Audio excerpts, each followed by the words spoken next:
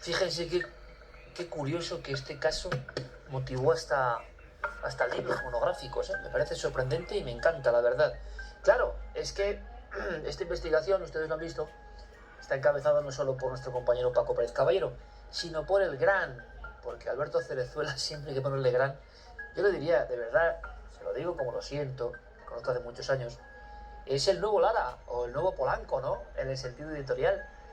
Algún día les recordaré de nuevo la increíble historia de este muchacho, porque ya va siendo veterano, pero claro, tiene aspecto tan juvenil, ¿verdad? Pero la historia increíble que yo cuento a muchas personas. Yo cuento dos historias, fíjense, permítanme estas cosas que ustedes ya me conocen. Yo cuento dos historias siempre sobre el entusiasmo en el mundo editorial. Cuento la historia de alguien, no es que sea este libro, que es el Limbo de lo Perdido, pero imagínense que en un viejo Volkswagen Passat que se le caía la puerta, marrón, iba de editorial en editorial a ver si le publicaban.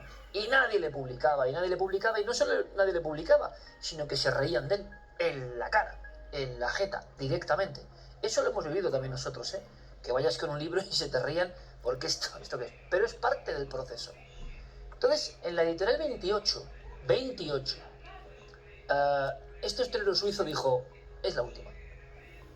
Me dedicaré a estar en recepción del pequeño hotelito y no escribiré sobre extraterrestres en la antigüedad.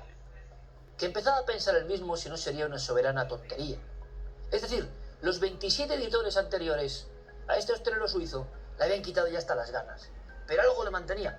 Fíjense que él mantenía la puerta del Volkswagen con un cordel, porque no tenía cierre bien. Esa era la situación económica de un tal Erich von Däniken. Y cuando llega a la última editorial, ven el libro, que aquí lo conocimos como uno de los títulos para mí más grandes de la historia, Recuerdos del futuro.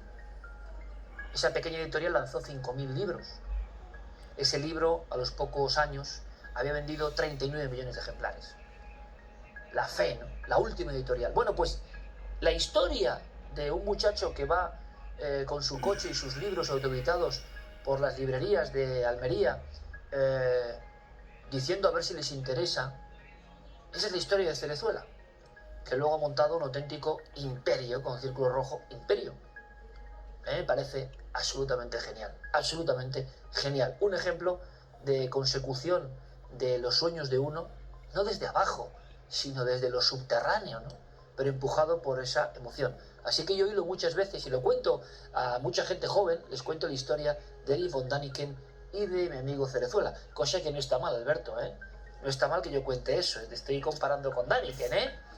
Buenas noches. Buenas noches, Iker. Yo muy agradecido, sabes que te admiro, que te aprecio mucho, que eres un gran amigo y me alegra escuchar de alguien tan experto en estos temas como tú, escuchar esas bonitas palabras. Pero no me estoy inventando nada, ¿no? No. ¿Cómo ibas tú con los libros, Alberto? Pues así, en el coche, en caja, iba por la librería. Perdón, ¿usted quiere? ¿Puedo dejarle 3 ejemplares de este libro de Misterios de Almería? ¿Usted tan amable? Y así, poquito a poco. Es que yo creo que esto no lo hemos contado todavía al público, ¿no? No. Nos van a permitir. ¿Esto qué año es? ¿2000? 2008. 2000, finales de 2007, principio de 2008. ¿Cuántas librerías había en Almería? Tampoco había tantas, ¿no? 4 o 5. ¿Y tú ibas con la cajetilla? Sí, con mis propios libros editados por mí. ¿Por ti? De una forma bastante amateur. Y aquellos libros de Misterios de Almería que yo llevaba, pues se convirtieron en un boom. Y en ese momento yo pensé, pues seguramente habrá más gente en mi misma situación. Es decir, gente que, por lo que sea, las editoriales lo rechazan. Y oye, sus libros a lo mejor están destinados no a cientos de miles de personas, pero sí a 500, o a 1000, o a 100. ¿Por qué no montar una editorial para esos autores que se quieran autoeditar, pero de forma profesional? ¿Cuánto editas ahora? El año pasado, en 2020, hemos terminado con unos 2.500 títulos distintos. 2.500 títulos distintos. El año pasado has editado 2.500 títulos distintos. Sí. Y el muchacho de Almería con las cajetillas, ¿no? Y en todo este tiempo, casi 15.000 títulos distintos. Que se dice pronto. Es bueno tener amigos así, ¿eh? Porque nunca se sabe. Con ese entusiasmo. Bueno, pues tú mismo has editado Azorín 1970, porque lo bonito de un proyecto como el tuyo, Alberto, es que libros tan específicos, que yo creo que no encontrarían sino salida, pues que esto queda para la historia. Sí. Una historia que en Almería representa, ojo, con todo el respeto, además ya saben ustedes que no solo apreciamos, sino queremos a Almería, a su gente. Es uno de los sitios de España donde más se nos ve, por cierto. Quedó la huella del malditismo, pero así. Y hoy dices tú a la gente edificio Zorín, y quien no se esquiva, o sea, es una historia marcadísima en esa ciudad. Sí, una historia muy marcada, especialmente por la tragedia, porque estamos hablando del hundimiento de un edificio a pocas semanas de su inauguración, un edificio de 10 plantas que se derrumba, mueren 15 obreros, 6 obreros tienen terribles accidentes, además, y mucha gente queda marcada por la tragedia, por familias.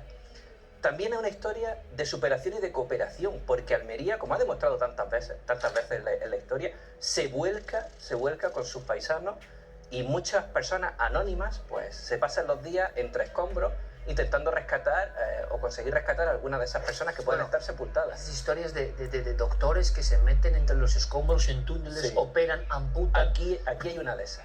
Aquí precisamente hay una de esas.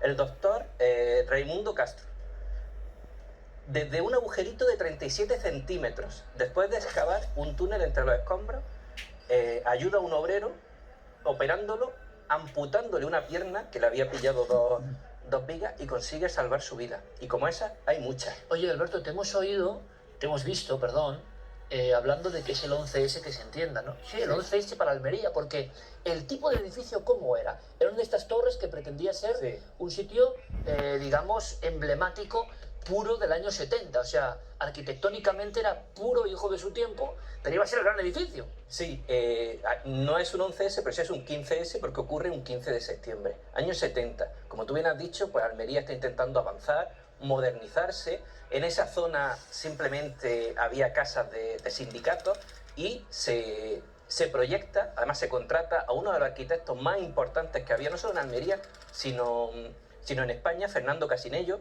Se le contrata para levantar ese edificio. Eran 72 viviendas, como digo, 10 plantas, que de buena a primera, aunque tiene su explicación, como se vio en el juicio, se derrumba y se convierte en una tragedia de la que muy poca gente quiere hablar, también sobre todo porque, y ahora lo veremos, parece que hay un cierto halo de mala suerte o de casualidad, de malas casualidades, de desgracia, con mucha gente que ha estado relacionada con ese edificio. Es decir, hablamos de un accidente, hablamos de malditismo, entre comillas, evidentemente lo racional es pensar, lógico, en casualidades, pero nos interesaba este caso por lo siguiente.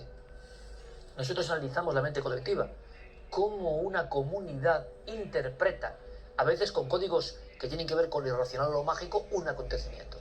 Y en Almería, una ciudad moderna, una ciudad que hablamos del año 70, si no hablamos del medievo, se genera, como si fuese un ochate urbano, una torre pero de edificios, la sensación de que muchas personas que tuvieron que ver con ese accidente y con la verdad quizá oculta de ese accidente, luego lo pasaron muy mal, pero lo pasaron muy mal de diferentes maneras. Así que aunque hemos contado algunas cosas, Alberto, estaría muy bien ir detallando, quizá cronológicamente. Empiezan a pasar cosas, primero la tragedia, claro, la tragedia, 15 personas, Almería, piénsenlo, edificio nuevo, se les cae encima, muere, de acuerdo. Y luego decías que incluso hay personal que estaba trabajando allí, algunos quedaron muy mal, no murieron, quedaron mal, y empezaron a hacer accidentes y cuestiones curiosísimas cuando se hilan, ¿no? Bueno, curiosísimo hasta el punto que antes del derrumbe también ocurren cosas raras. Por ejemplo, un peón, un albañil que está en una de las plantas, concretamente en la primera, trabajando días antes, semanas antes del derrumbe, cae, se precipita por la ventana, tiene un accidente y pasa bastante tiempo en el hospital. Tiempo suficiente para que no le pille el derrumbe. Se salvó por eso. Sí.